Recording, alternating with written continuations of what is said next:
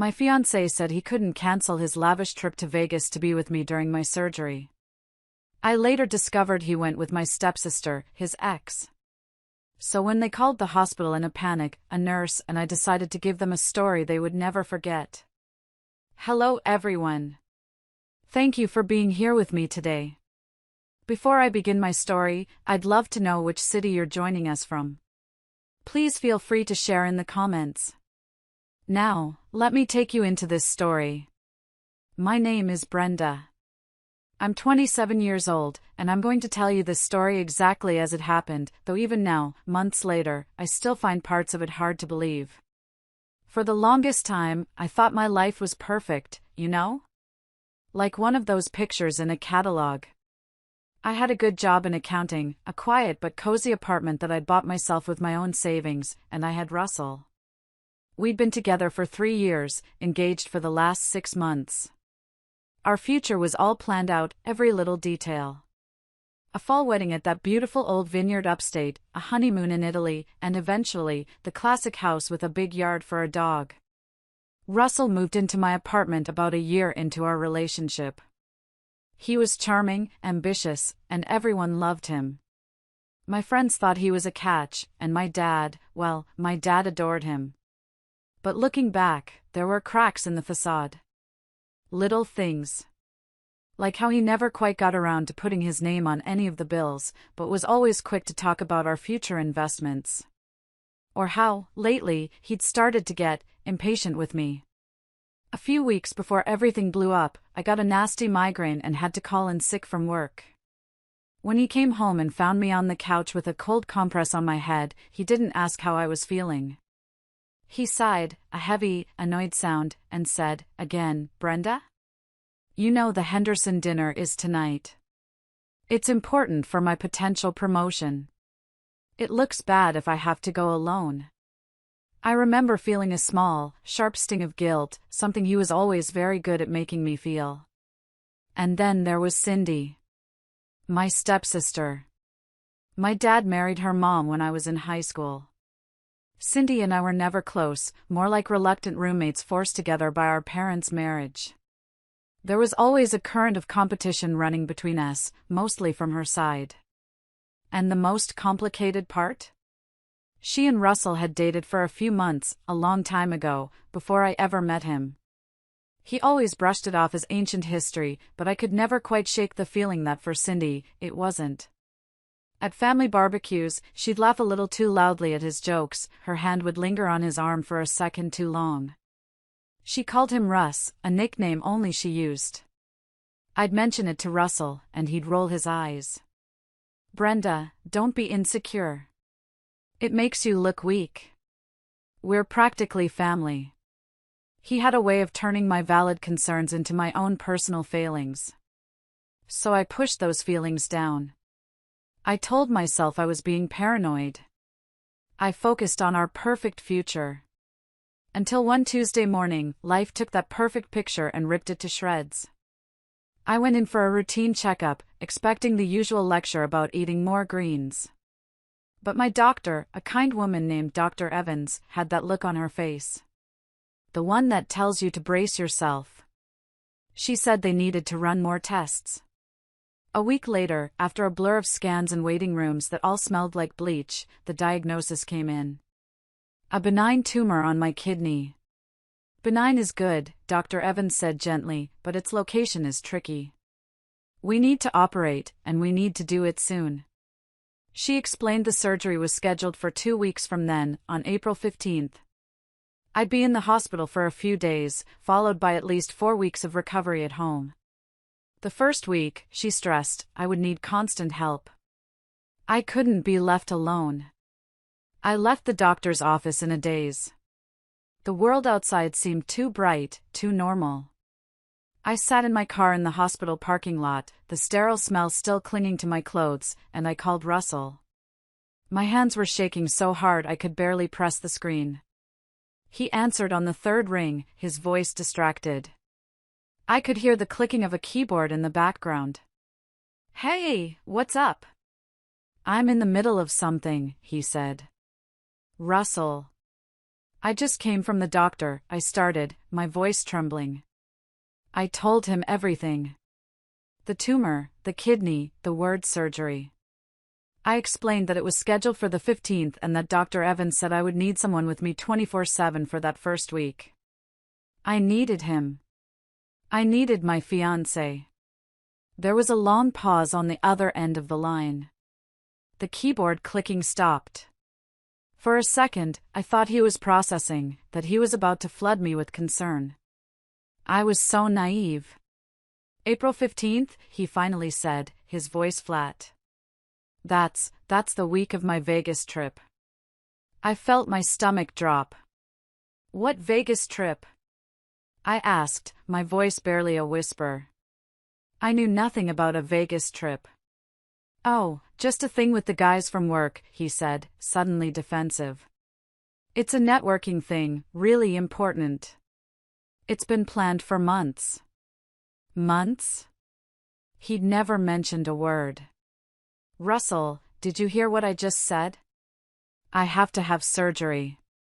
Yeah, I heard you, he snapped, his voice turning cold. But this is non-refundable, Brenda. And frankly, this timing is just unbelievable. You couldn't have scheduled it for another time? I felt the air leave my lungs. Scheduled it? Russell, it's a tumor, not a dental cleaning. They told me it has to come out as soon as possible. He let out that heavy, impatient sigh again, the one that always made me feel small. Look, you're making it sound like it's cancer. The doctor said it was benign, right? So you're not dying. You're just being a little dramatic. He continued, his voice dripping with condescension, my friends are counting on me. It's a huge client deal on the line. I can't just back out. Why don't you just hire a nurse for the week? My insurance should cover it. Hire a nurse. He wanted me to be cared for by a stranger while he was off in Vegas on a trip he never even told me about.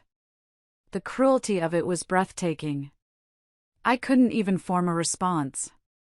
Listen, he said, his tone softening into that fake, placating voice he used when he knew he was in the wrong. I know you're scared. But you need to be reasonable. You're always so emotional about these things. We'll deal with it when I get back. I have to go, I have a call. And just like that, he hung up. I sat there in my car, staring at the phone, the silence screaming in my ears. He hadn't asked if I was okay. He hadn't said he was sorry this was happening. He had made my life-altering medical crisis an inconvenience to his social schedule. That night, he came home late and slept on the couch without a word. The next morning, he was gone before I woke up. A short, clipped text was all I got, have to go into the office early. Talk later. But we never did. Because later that day, I found out the truth. The whole, ugly, devastating truth. I spent the rest of that day in a fog of disbelief and hurt. I tried to work from home, but the numbers on the spreadsheets just blurred together. My apartment, my safe space, suddenly felt cold and empty. I felt completely and utterly alone. Finally, around 3 in the afternoon, I couldn't take the silence anymore. I called the one person I knew would understand. My best friend, Heather. We've been friends since college. She's the kind of friend who tells you the brutal truth, who will show up at your door at 2 a.m. with ice cream, and who has a fiery sense of justice that could scare a drill sergeant. She lives in Baltimore now, but we talk almost every day. She picked up immediately. Hey! I was just thinking about you. What's going on? The moment I heard her voice, the dam broke. I started sobbing, ugly, gasping sobs that made it hard to speak. Heather, I managed to choke out between tears. Brenda? Brenda, what is it? What happened? Her voice was sharp with alarm. I told her everything. The diagnosis, the surgery date, and the cold, dismissive reaction from Russell. I told her about the mysterious Vegas trip he couldn't possibly cancel. On the other end of the line, there was a furious silence. I could practically feel the heat coming through the phone.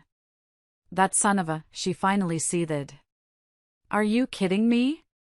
He wants you to hire a nurse? Brenda, I am going to get in my car and drive to your city and personally rearrange his face. I don't understand, I cried. How could he be so cruel?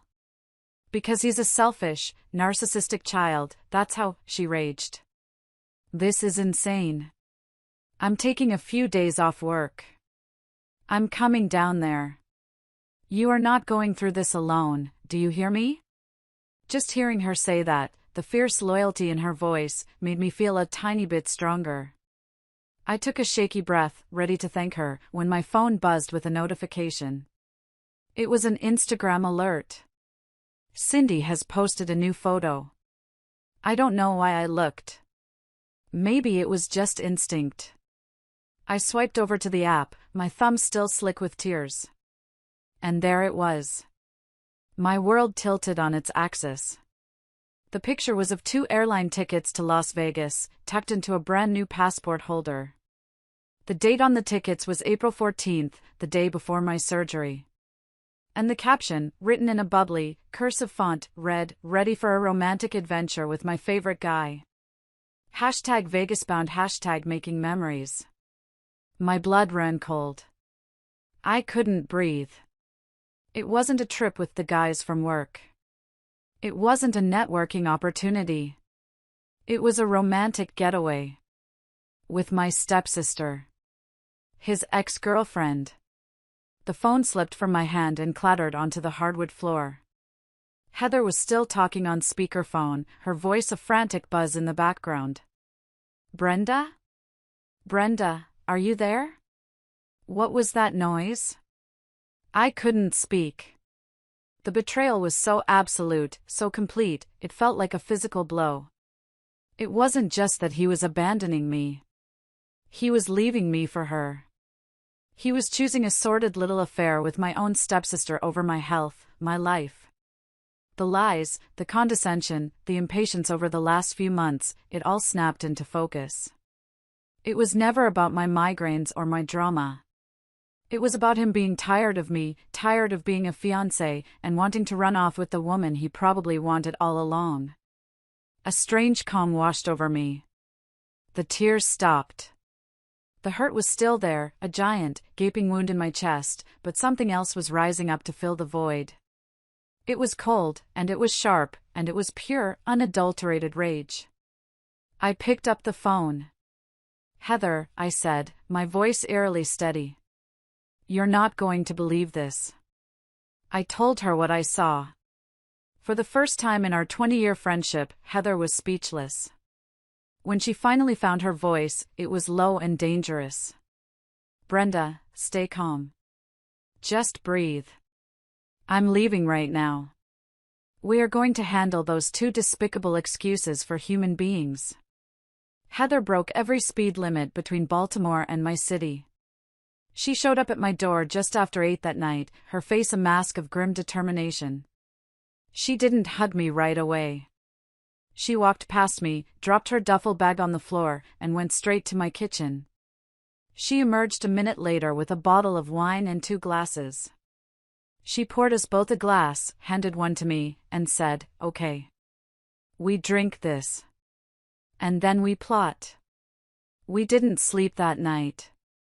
We sat on my living room floor, the glow of my laptop screen illuminating our faces. Fueled by cheap red wine and a righteous fury, we became detectives. We scrolled back through months of social media posts. And the signs were all there, hidden in plain sight. A flirty comment from Russell on one of Cindy's bikini pictures. A photo from a family dinner where their hands were just a little too close together. A vague post from Cindy about reconnecting with an old flame. It was nauseating. They hadn't even been trying that hard to hide it. They just assumed I was too stupid, or too in love, to notice. "We could call your dad," Heather suggested, her voice tight. "Blow this whole thing wide open right now." I shook my head, a slow, deliberate motion. The old Brenda would have. The old Brenda would have cried and made a scene and demanded answers. But she was gone. She had died in that moment I saw the picture of the airline tickets. No, I said, my voice clear and cold. That's what they'd expect. A messy, emotional confrontation. A family drama where they could twist the story, paint me as the crazy, jealous fiancé. I took a sip of wine. No. We're not going to give them that satisfaction. They want to play a game? Fine. We'll play. An idea, dark and beautiful, began to form in my mind. They think they're going to have a carefree, romantic vacation while I'm lying in a hospital bed, I said, looking at Heather. They think they're getting away with it. A slow, wicked grin spread across Heather's face. She knew exactly where my mind was going. Oh, I like this, she said. So what's the plan? The plan, I said, is to give them exactly what they deserve. We're not going to expose them before they go. We're going to let them go. We'll let them get on that plane, check into their hotel, order their overpriced champagne. We'll let them feel safe and smug. I leaned forward, my eyes glinting. And then, right in the middle of their little slice of paradise, we are going to burn it all to the ground. We spent the next few hours working out the details. We downloaded every screenshot, saved every incriminating comment. We had a folder of evidence that was undeniable. The first step was simple. I would act normal. Hurt, yes, but not suspicious. The next morning, I sent Russell a short, sad text. I'm scared about the surgery. I wish you were here. It was the perfect bait. He replied hours later, a dismissive, I know. We'll get through it. Stop worrying. He had no idea what was coming. The day before my surgery, I spent the afternoon on the phone with the hospital's pre-admission department, my voice calm and steady as I updated my file. Then Heather and I went out for pizza, like two friends having a normal night. But it wasn't normal. It was the calm before the storm. And I knew, with every fiber of my being, that Russell and Cindy were about to get caught in a hurricane of their own making. The morning of my surgery was surreal. Heather drove me to the hospital before the sun was even fully up. The streets were quiet, the city still asleep. I felt strangely calm, like I was the star of a movie and I was just playing my part. My personal drama, the anger and the betrayal, felt like it was sealed in a little box in the back of my mind. Right now, the only thing that mattered was getting through this. Checking in was a blur of paperwork and questions. We finally got to my pre-op room, a small, sterile space with a reclining chair and a curtain for a door. That's when we met Joyce.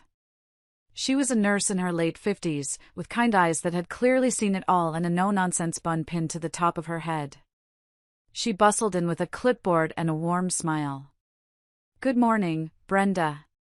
I'm Joyce, I'll be one of your nurses today, she said, her voice a comforting mix of cheerful and professional. She started going through the checklist. Allergies? Last time you ate or drank? Okay, and we have your emergency contact here as Russell? She looked up at me over her glasses. This was it. The first move in our game. I took a breath. Actually, I said, my voice perfectly even, I need to change that. The emergency contact is now Heather Rivera. I gestured to Heather, who was sitting in the corner, trying to look casual. Joyce paused her writing, her pen hovering over the paper. She looked from me to Heather, then back to me. Her experienced eyes saw something more than just a last-minute change. Of course, dear, she said, making the correction. Your fiancé couldn't make it today? Heather let out a short, sharp laugh that was more like a bark. Oh, he couldn't make it, she said, dripping with sarcasm. He had a very important, non-refundable business trip. To Vegas. Joyce stopped writing altogether. She put her clipboard down on the small table next to me. She folded her arms and looked at me, her expression shifting from professional kindness to something else, something like female solidarity. Vegas, she repeated, her voice flat. While you're having kidney surgery. I just nodded. I didn't need to say anything more. Heather filled in the final, damning detail. With her stepsister. Joyce's eyebrows shot up into her hairline. She was silent for a long moment, just looking at me. I could see the wheels turning in her head. She had likely dealt with every kind of family drama imaginable in her 30 years as a nurse. Finally, a slow, determined smile spread across her face. It didn't quite reach her eyes, which now held a steely glint. I see, she said, her voice low and conspiratorial. She picked up her clipboard and made a firm, deliberate line through Russell's name. Well, Brenda. You just focus on getting better. You're in very good hands here. And don't you worry about a single thing. We'll take care of everything on this end. I knew then that I hadn't just gained a nurse. I had gained an ally. A powerful one. As she left to get me prepped, Heather looked at me, her eyes wide with a mixture of shock and glee. Did you see her face? She whispered. I think we just recruited the general of our army. And she was right.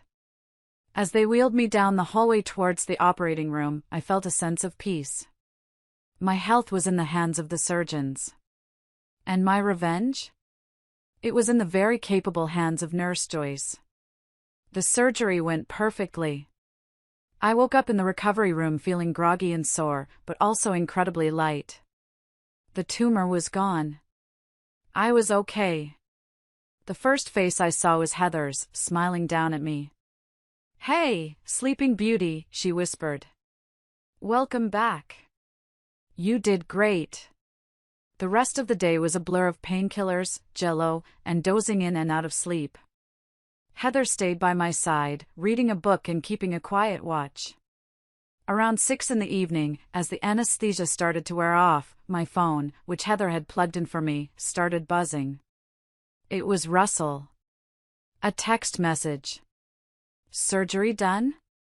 How are you feeling? It was so casual, so infuriatingly normal.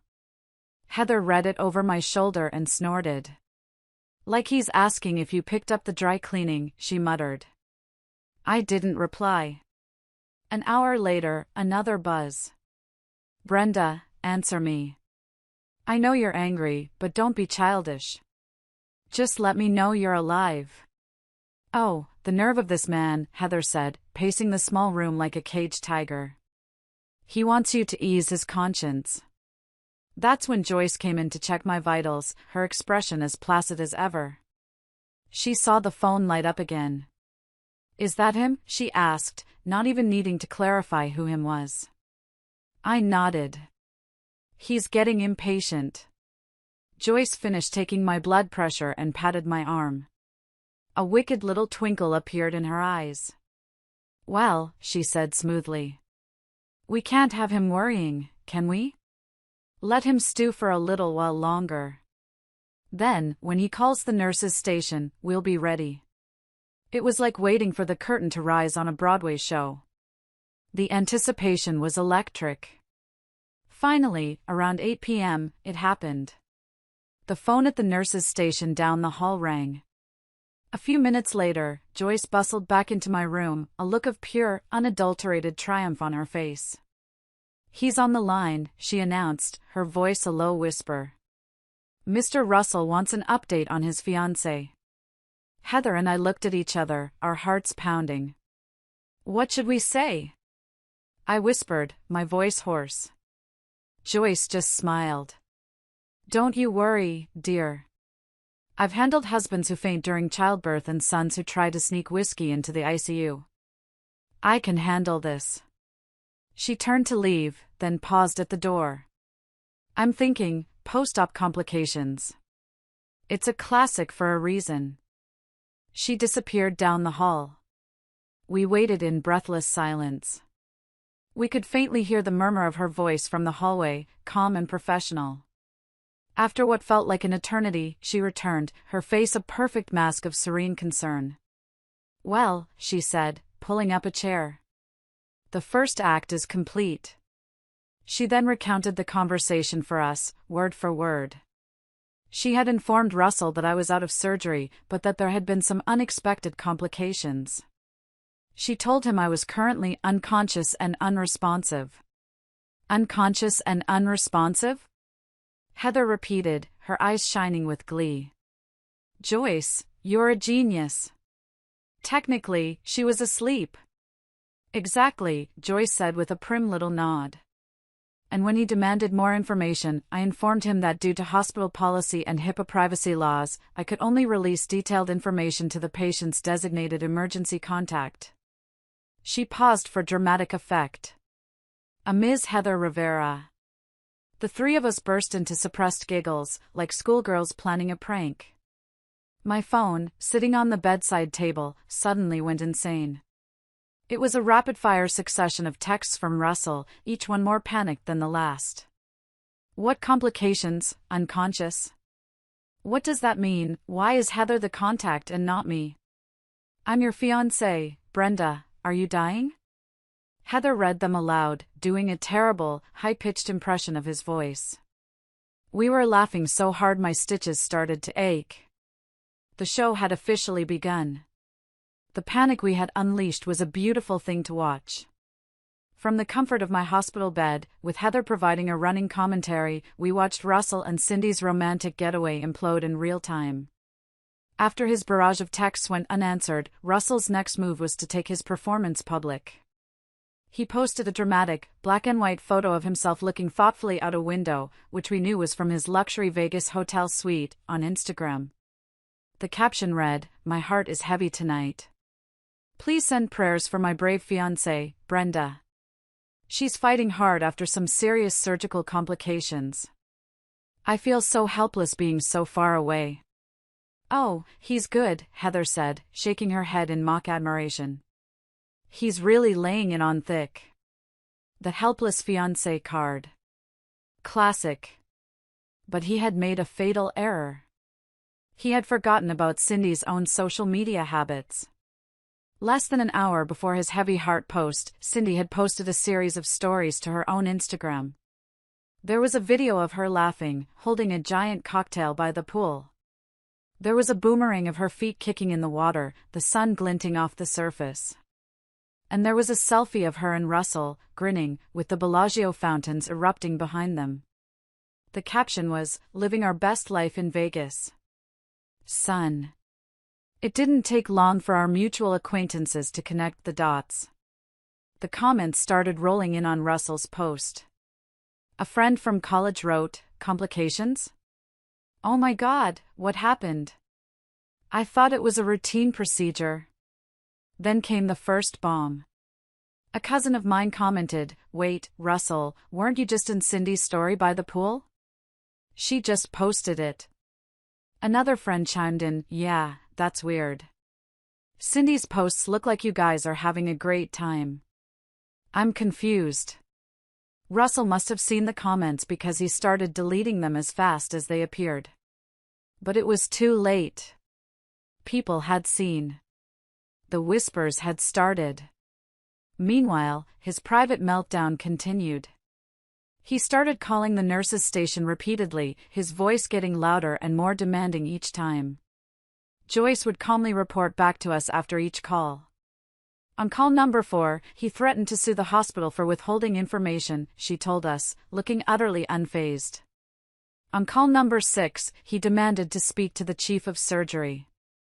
Around 2 a.m., Heather got a video call. It was Russell, clearly drunk, calling from what looked like a noisy casino floor. His hair was a mess, and his eyes were wild. "Heather, you have to tell me what's going on," he slurred, yelling over the sound of slot machines. "Is she okay?" "They won't tell me anything. They said she's in the ICU." Heather, a born actress, put a trembling hand to her mouth. "Oh, Russell," she said, her voice filled with fake anguish. It's not looking good. The doctors are doing everything they can. He started to cry. Big, theatrical, drunken tears. "This is all my fault," he wailed. "I should have been there." Behind him, I could see Cindy in the background, arguing with him, trying to pull the phone away. Their paradise was officially on fire. The best part was their text exchange, which a mutual friend, feeling guilty, forwarded to Heather. Cindy was furious that he was ruining their trip. Russell was panicking, worried about how this would make him look if something really happened. It was never about me. It was about their vacation and their reputations. They were fighting, throwing accusations back and forth, all while I was safely eating Jell-O and watching late-night TV with my best friend. It was better than any movie. The next afternoon, amidst the chaos of our long-distance psychological warfare, there was an unexpected knock on my hospital room door. Heather and I looked at each other, confused.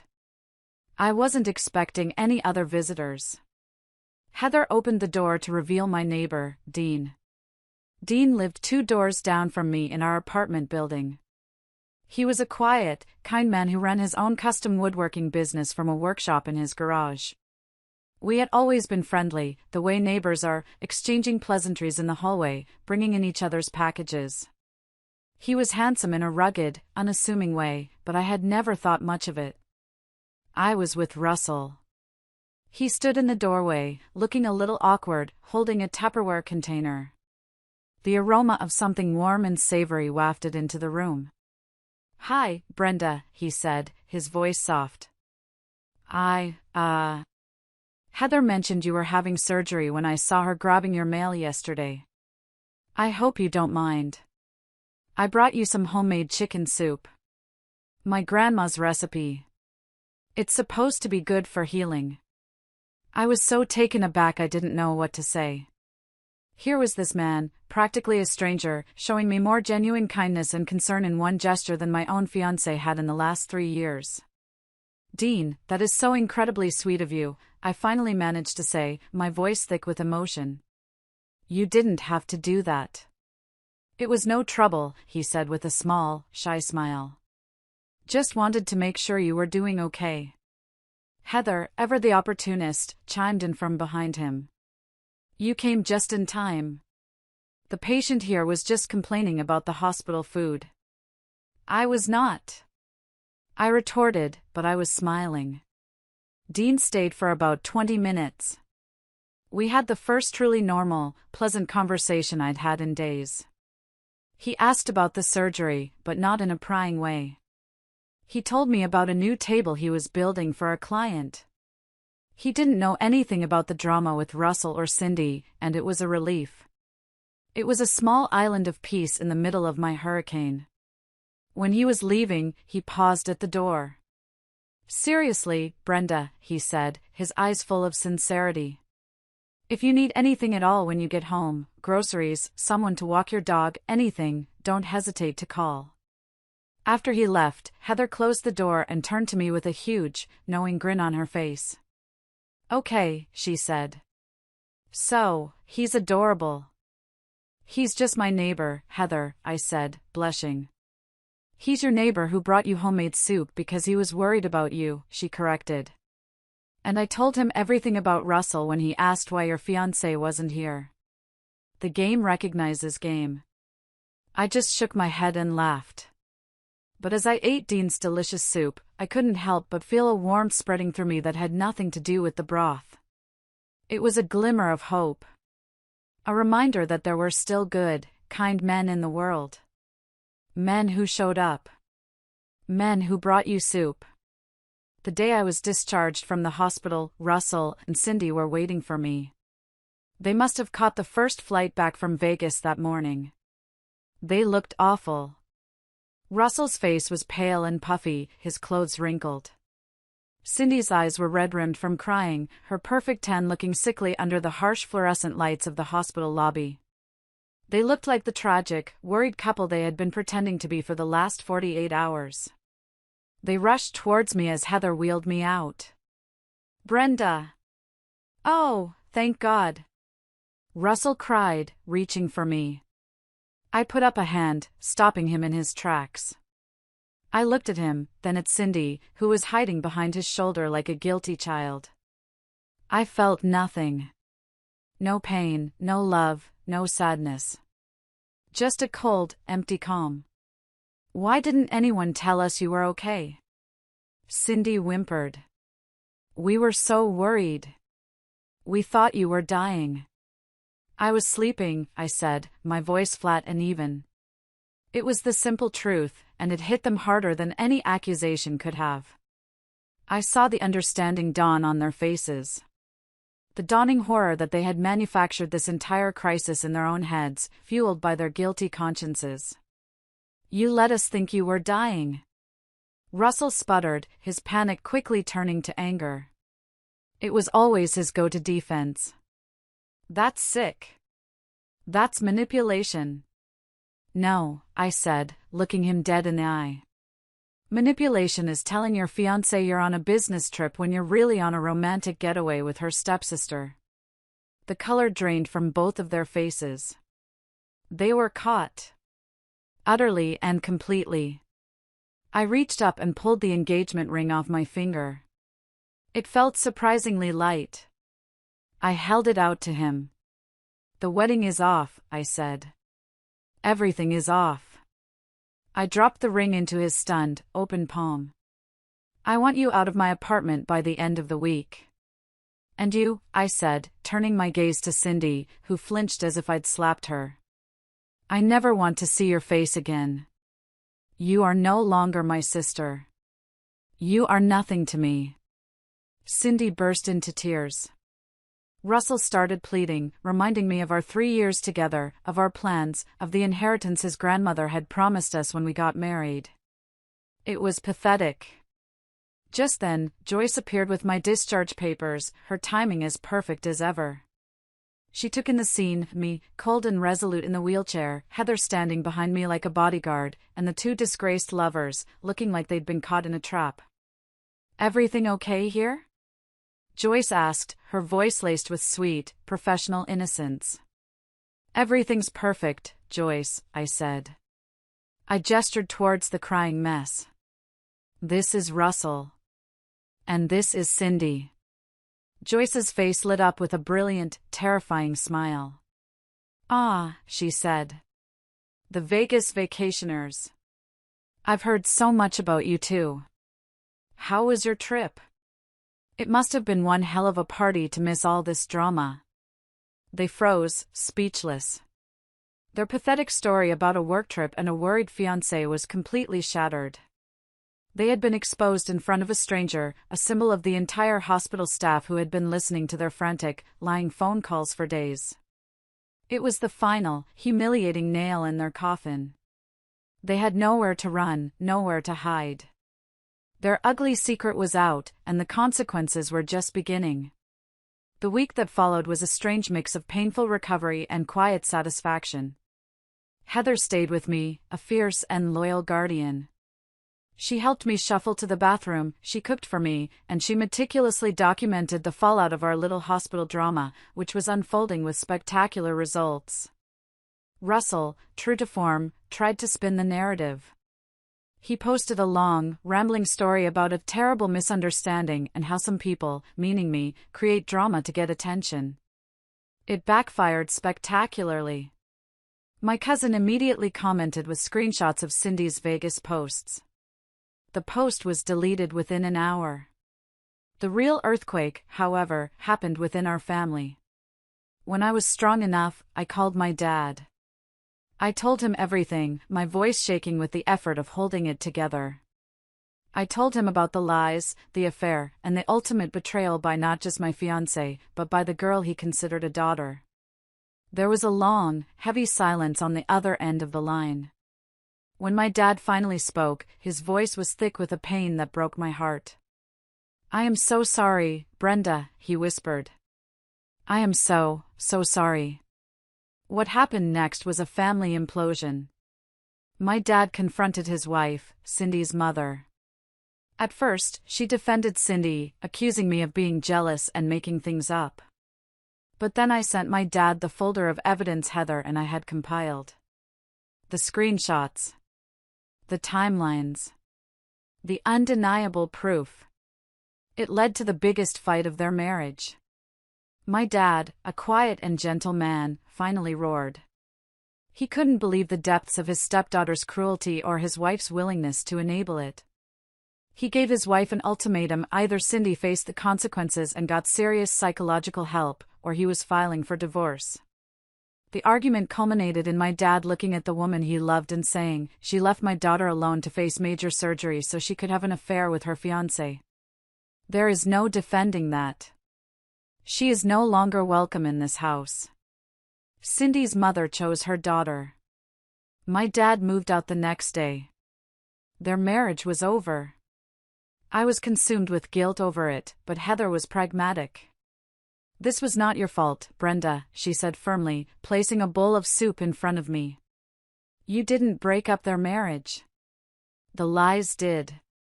The betrayal did. You just turned on the light so everyone could see the mess that was already there." Russell's family, upon hearing the full story, was equally appalled. His mother called me, crying, apologizing for her son's behavior. He was officially disowned, both emotionally and, more importantly to him, financially. The comfortable college fund his parents had set aside for his future business ventures was suddenly off the table. He and Cindy were completely on their own, cast out by the very families they thought would always be their safety net. They had each other, and a whole lot of drama. Being cast out by their families didn't make Russell and Cindy repentant. It just made them bitter. They clung to each other, two toxic people united by their shared self-pity and a burning desire for revenge. With Russell now officially moved out of my apartment, they got a cheap place together across town. And they started a campaign of harassment. It began subtly. An anonymous one-star review on my accountant firm's Yelp page, claiming I was unprofessional and emotionally unstable. I knew it was them. Then came the hang-up calls to my cell phone in the middle of the night. When their attempts to get to me failed, they turned their attention to the person they saw as the symbol of my new life, Dean. Dean had been a rock for me during my recovery. He would come over after work, bringing dinner or just to sit with me and watch a movie. He never pushed, never pried. He was just there. A calm, steady presence. We were taking things slow, but a real connection was forming, a connection built on kindness and respect. Russell and Cindy couldn't stand it. They saw Dean as my replacement, and it drove them insane. They started a smear campaign against his woodworking business. They created fake profiles and left dozens of scathing one-star reviews on his website and Google page. Terrible craftsmanship. The table he built wobbles and he refused to give a refund. Another one read, "This man is a predator who preys on vulnerable women recovering from surgery." It was vile, and it started to affect his business. Potential clients would call and ask about the bad reviews. Dean, to his credit, was incredibly calm about it. He spent hours flagging the fake reviews and responding professionally to the real inquiries. But I could see the stress it was causing him. Then it escalated. Cindy, emboldened by her anonymity, started sending me messages from fake Instagram accounts. At first, they were just taunts. "Hope you're happy with the homewrecker." But they quickly turned threatening. She sent me a picture of my own apartment building, taken from the street at night. The caption was, "I know where you sleep." That was it. That was the line. The next day, I took every screenshot, every fake review, every call log, and I went to see a lawyer. She looked over the evidence, her expression growing grimmer with each page. By the end of our meeting, she was resolute. "This is clear-cut harassment and stalking," she said. "We are filing for a restraining order immediately." The judge barely glanced at the file before approving it. The order was served to both Russell and Cindy the next day. They were legally required to stay 500 feet away from me, my home, my workplace, and from Dean and his workshop. For a week, there was silence. A blessed, peaceful silence. I started to think, maybe, just maybe, it was finally over. But I should have known better. With people like them, it's never over until the grand, dramatic finale. The grand finale came on a rainy Tuesday night, about a month after my surgery. I was finally feeling like myself again.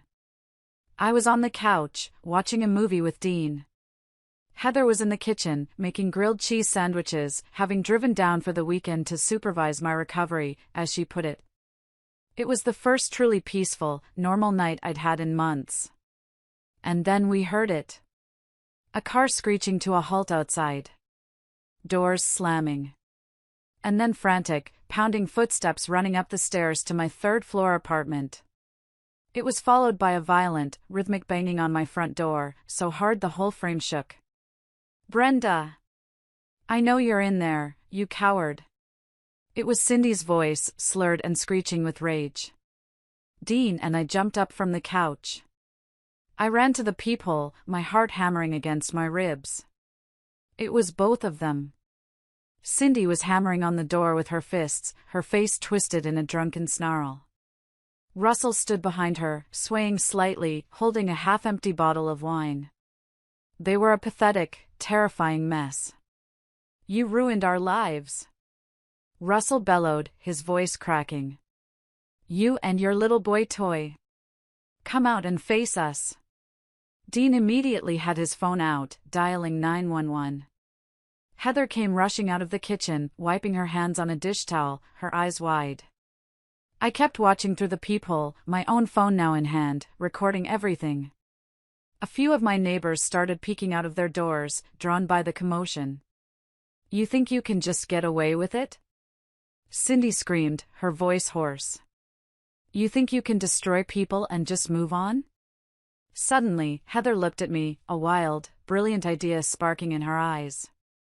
"Want to have some fun before the cops get here?" she whispered. Before I could answer, she disappeared back into the kitchen. She returned a moment later holding my largest mixing bowl, filled to the brim with all-purpose flour. She gave me a wicked grin. "Trust me," she mouthed. We waited for the next lull in their screaming. Then, as Cindy started pounding on the door again, Heather nodded at me. I took a deep breath, unlocked the deadbolt, and threw the door open just a crack. In one swift movement, Heather dumped the entire bowl of flour directly over Cindy's head. The result was instantaneous and spectacular. Cindy let out a blood-curdling shriek as the white cloud enveloped her. She stumbled backwards, clawing at her face, completely covered in white powder. She looked like a deranged ghost from a bad horror movie. Russell just stood there, his mouth agape, too drunk and stunned to react. "You psychos! This is assault!" Cindy screeched, sputtering flour. From the safety of my apartment, Heather yelled back, "It's flour, you lunatic! Self-defense against a home invasion." She added, for good measure, "And by the way, you look like a very angry snowman." In that moment, as Russell and Cindy stood there, sputtering and covered in white powder like two ridiculous, drunken ghosts, and my neighbors began to openly laugh, I knew the nightmare was truly coming to an end. Music softens slightly, voice becomes more intimate. If you're still listening, could you do me a huge favor and like this video, and comment the number 1 down below? It lets me know you've given me a thumbs up and that you're right here with me on this journey. Your support is a massive encouragement for me. Please, comment the number 1, and let me tell you what happened when the police finally arrived. The arrival of the police was almost anticlimactic after the flour incident. 2 officers came up the stairs to find a scene of utter chaos, Cindy still trying to wipe the pasty white goo from her eyes, Russell trying to explain that they were the victims, and a hallway full of amused neighbors. I calmly handed one of the officers the printed copy of the restraining order. Dean showed them the video he had taken of the entire event, from the first pound on the door to the final, flour-dusted screams. The officer took one look at the paperwork, one look at the video, and one look at the 2 intoxicated, belligerent people covered in baking supplies. "Ma'am, sir, you're both under arrest," he said, his voice tired. "For violating a restraining order, public intoxication, and harassment." They were cuffed and led away, still protesting their innocence, their pathetic cries echoing in the stairwell. The nightmare was over. The following days were a whirlwind. News of their arrests spread like wildfire. Their mugshots ended up on a local news blog. Within 2 days, Russell's temp agency fired him. Cindy, who had been working as a receptionist, was also let go after her boss saw the post. What little was left of their reputation was utterly destroyed. Today, 6 months later, life is quiet. Life is good. Russell and Cindy are a distant memory. I hear through the grapevine that they are drowning in legal fees and couch surfing, having burned every bridge they ever had. Their toxic alliance crumbled under the weight of real-world consequences. My dad and I are closer than ever. He's navigating his new life, and while I know he's sad about his marriage ending, there's a lightness to him I haven't seen in years. And Dean. Dean is wonderful. We are building something real, something quiet and strong, something based on trust and homemade chicken soup. We've even started a little side business together, combining my accounting skills with his woodworking talent. Sometimes, when I'm sanding a piece of wood in his workshop, the smell of sawdust in the air, I think about how different my life is from the one I had planned. It's not the perfect picture from a catalog anymore. It's better. It's real. I learned that sometimes you have to walk through hell to find your own little piece of heaven. And sometimes, justice isn't just served in a courtroom. Sometimes, it's served through a doorway, in the form of a big bowl of flour. Thank you so much for listening to my story. If you've ever been through something similar, or just want to share your thoughts, please leave a comment below. I read every single one. And if you liked this story, please consider subscribing. It means the world to me. See you next time.